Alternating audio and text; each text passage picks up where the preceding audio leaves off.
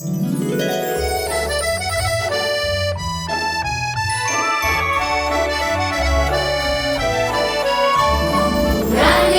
τόξο απλώνει μπροστά σου. Πάρε ένα χρώμα το πιο ταιριαστό. Διάλεξε αυτό πιο πολύ που σ' αρέσει. Και κάτω τραγούδι χρωματιστό. Εμένα μ' αρέσει το κόκκινο, γιατί κόκκινα, κόκκινα είναι τα αυγά, το Πάσχα που βάφουμε κάθε χρονιά.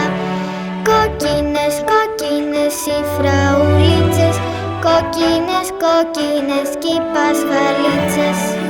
Εμένα μ' αρέσει το πορτοκαλί, γιατί το πορτοκαλί είναι πορτοκαλί και η πορτοκαλάδα μ' αρέσει πολύ. Σαν πορτοκαλί είναι και το φεγγάρι, όταν πανσελίνος νύχτα βολτάρει. Εμένα μ' αρέσει το κίτρινο, γιατί κίτρινο, κίτρινο είναι το κιδόνι που φτιάχνει γλυκό η μαμά του Αντώνη. Κίτρινο, κίτρινο και το λεμόνι, κίτρινο, κίτρινο και το πεπόνι.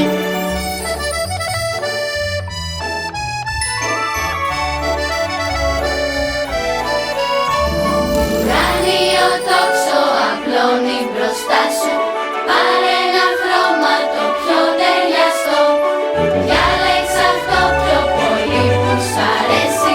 Και κάτω τραγούδι χρωματιστό. Εμένα μ' αρέσει το πράσινο, γιατί πράσινα είναι στα δέντρα τα φύλλα και της μπουμπούς η καινούρια πιπίλα. Πράσινα είναι και τα αγκουράκια και τα μπιζέλια και τα φασολάκια. Εμένα μ' αρέσει το γαλάζιο, γιατί γαλάζιος μπλε θάλασσι γαλανός είναι της Ελλάδας μας ο ουρανός.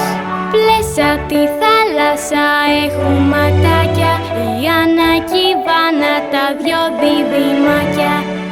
Εμένα μ' αρέσει το μαβί.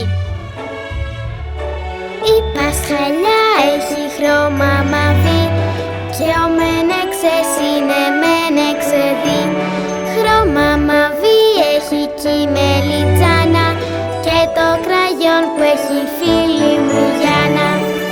Εμένα μ' αρέσει το βιολετί.